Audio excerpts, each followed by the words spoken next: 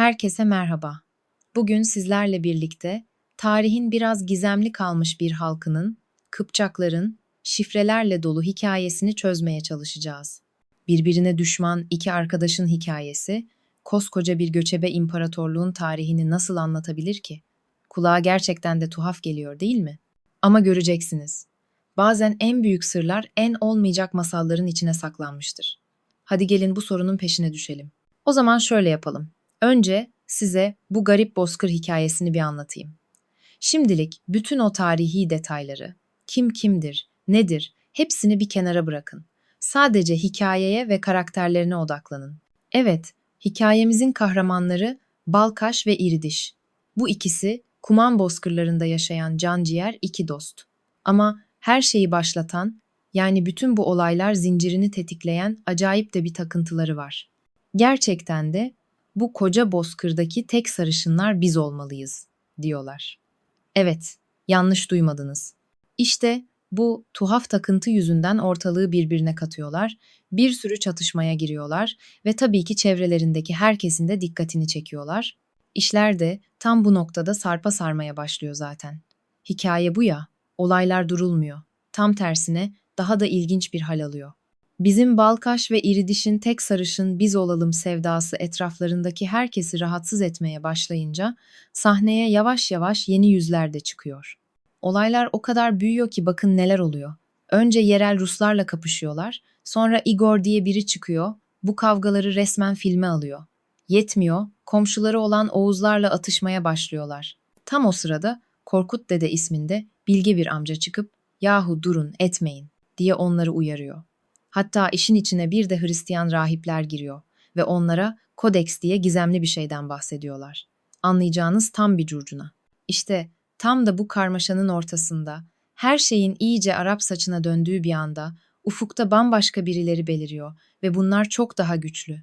Bu an, inanın bana, hikayedeki bütün dengeleri alt üst edecek. Düşünsenize, bir anda ufuk çizgisi, ellerinde kocaman kalkanlar taşıyan Moğol savaşçılarıyla doluyor. İşte bu görüntü bozkırdaki o küçük, anlamsız kavgaları bir anda bitiriveriyor. Çünkü Moğolların gelişi demek, oyunun kurallarının yeniden yazılması demek. Ve Moğolların mesajı çok net. Sizin kavganız burada bitti. Şimdi bizimle gelip Altın Ordumuza katılıyorsunuz. Bu kadar.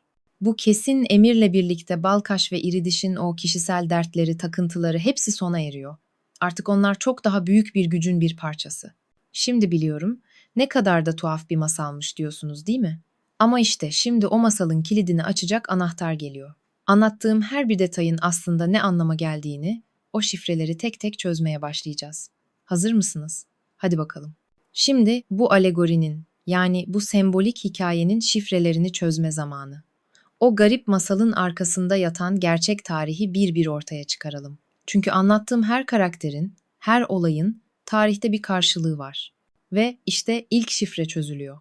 Hikayede geçen kumanlar var ya, aslında onlar Kıpçakların ta kendisi. Kuman, Kıpçaklar için kullanılan bir başka isim sadece. Peki ya karakterler Balkaş ve İridiş? Onlar bile tesadüf değil. Bu isimler Kıpçakların yaşadığı coğrafyayı temsil ediyor. Balkaş Gölü ve İrtiş Nehri. Gördünüz mü? Her şey düşünülmüş. Şimdi sıkı durun çünkü işler daha da ilginçleşiyor. Hikayedeki her bir olay aslında tarihi bir belgeye, bir destana işaret ediyor. Mesela Rus Igor'u hatırladınız mı? O, Kıpçaklarla Ruslar arasındaki savaşları anlatan meşhur Igor destanını temsil ediyor.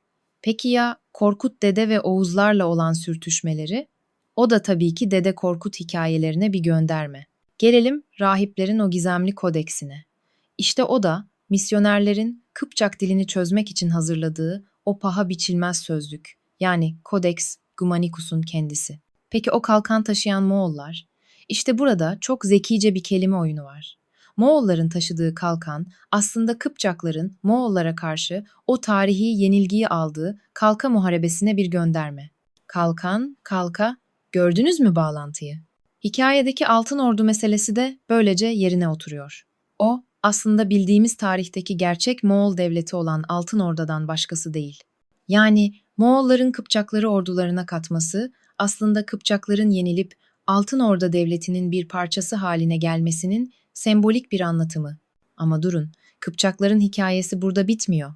Evet, Moğollara yenildiler ama yok olmadılar. Tam tersine bambaşka topraklarda yepyeni ve çok daha önemli bir rolle tarih sahnesine geri döndüler. Hikayenin sonunda karakterlerimiz Eyüp ve Memo diye birileriyle evleniyordu ya, hatırladınız mı?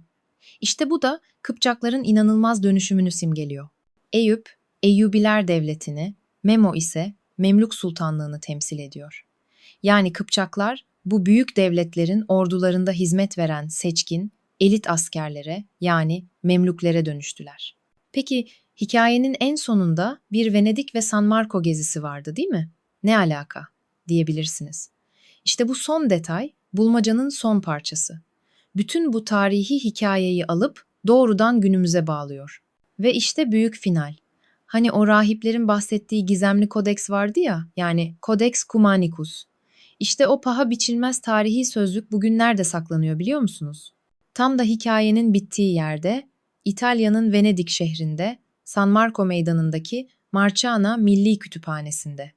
Hikaye ve tarih işte tam bu noktada Venedik'te birleşiyor. Bütün bunlar insana şunu düşündürüyor, değil mi? Acaba daha ne kadar tarihi gerçek, ne kadar büyük hikaye, böyle tuhaf masalların, antik şiirlerin, destanların içinde saklı bir şekilde bizi bekliyor. Belki de tarih sadece kitaplarda yazanlardan ibaret değildir. Belki de asıl tarih, doğru bakmayı bilene, bu şifreli hikayelerin içinde gizlidir.